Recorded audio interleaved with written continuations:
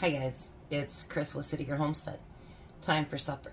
So tonight is going to be something that is one of Tom's ultimate favorites, and we're going to make it tonight. But we're going to make it in a casserole. So I got these a couple of weeks ago at Kroger. Buy one, get one free. They're chicken bites. So I'm going to open those up.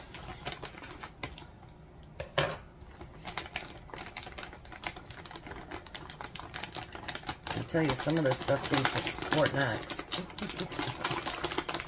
Which I guess is good, but at the same time, what a pain in the butt.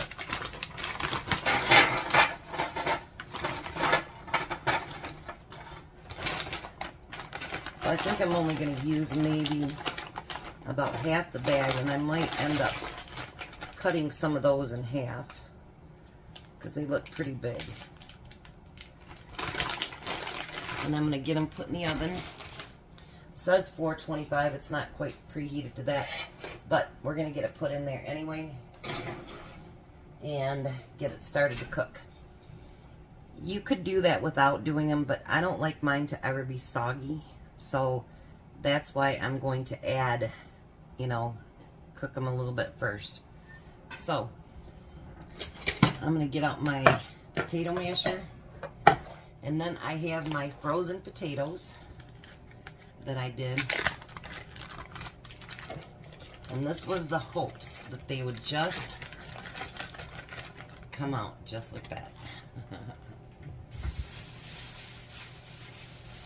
Now I'm going to give them a little bit of a mash and see if I think that they need a little bit of milk or, more liquid or anything like that. I think I'm going to add just a little bit of milk.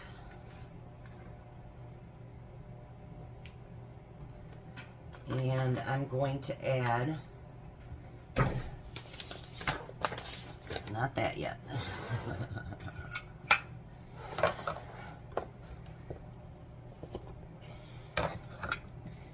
I'm going to add just a little bit of butter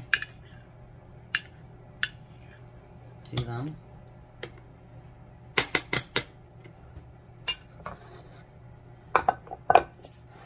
And then, just like I would any other potato that I'm going to make, I'm going to add some pepper to it.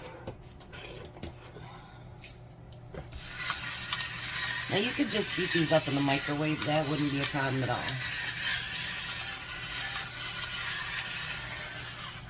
But since I'm waiting on everything else anyway, why not just heat them up on the stove? We don't need it on high or anything. We just need it just so that it'll start warming up. Just like so. Then, if you remember right, I bought one of these beef gravies down at Bronson. If I can get it open, that might be a trick. There we go. And I'm going to pour that in there. Now, to me, that's too thick for what we're going to do. So I'm going to add a little bit of water to that. We're going to shake that up.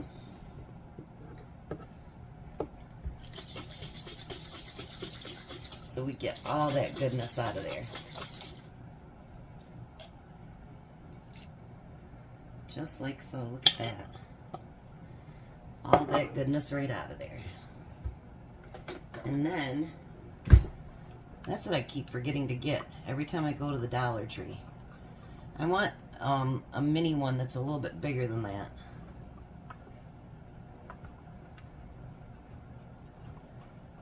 Alright, so we got all that mixed together now too. Alrighty. So now we just have to wait for our chicken and our potatoes, and we're going to throw it together. Alright, so let's get this bad boy put together. First thing we're going to do is put our mashed potatoes in there. And what I'm going to try to do is things that I can, things that I preserve, whatever. I'm going to try to use those in videos so that you guys can actually see everything in use. I mean, I'm not going to do just videos on that stuff, but you know what I mean. So that you can see how you can actually use it up.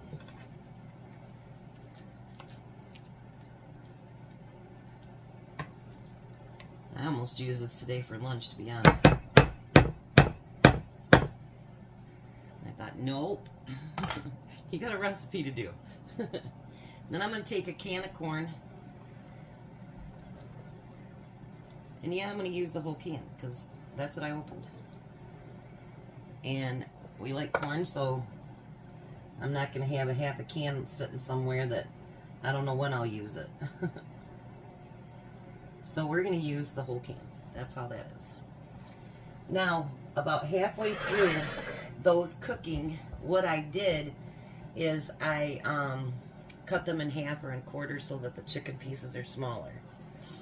But what I'm going to do different is I'm going to put some of the gravy over it now.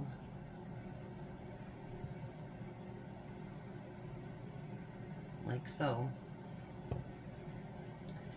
Then I'm going to put those chicken pieces on that are nice and hot.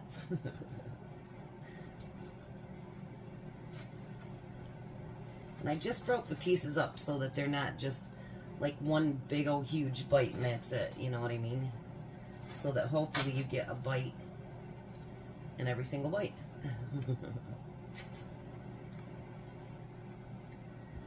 Tom always says if I die first that he's going to live on potato bowls. And I says, well, I hope that you've learned enough that you don't need to do that. So, now I'm going to take the rest of that and I'm going to pour it over top.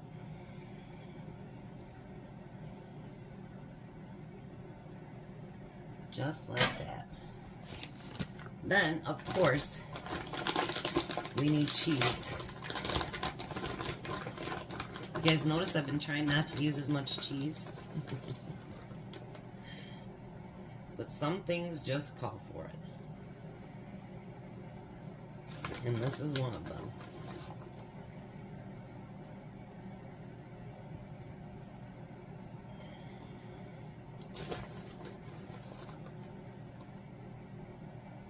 Just a little bit in the corners and then there we go.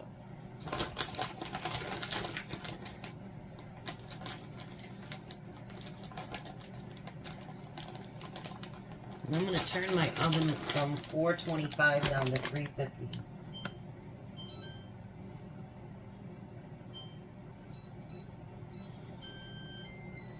And it says it's ready already. Go figure that. And I'm going to throw it in the oven. And I'm going to start the timer at 20 minutes. Because I want everything nice and hot and ready to go and all that good stuff. So, I will see you back in 20 minutes. And there we go. And it's a hearty, like I had to take 2 hands to get it out of the oven. So it's pretty hearty. So, I'm going to put them in bowls for supper and see what he thinks. But I think it looks amazing, and it was pretty inexpensive.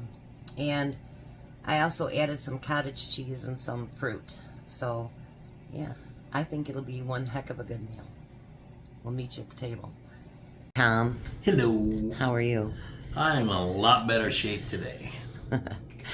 Well, we did talk to you. We haven't heard back from Sundance or my other customer yet. But we did talk to another customer last night at 7, and he said maybe someone forgot to reset the codes, or he said maybe it's something different like electrical. And he said, Chris, are you having any problems with the car? And I'm like, no, just it burns a little bit more gas. And he goes, my suggestion, what do you say, Tom? Don't worry about it. And what else did he say? Drive it. Drive it, yeah. The thing is like he said, what do you need a pressure sensor on on a gas tank Ford that it don't have a gas cap on. Yeah. You think about that, that makes sense. He said they could have alleviated the part, so, discontinued it. So there's his chicken bowl, potato bowl. Mm-hmm. This is what you said you'd live on if I died first, huh? Oh, for sure. Mm-hmm. So that has the frozen mashed potatoes that I made. Good. Really good. Alrighty, we're gonna let him eat. You guys have a blessed night. Be a blessing, and goodbye, Tom. Goodbye, Tom. You guys have a great night.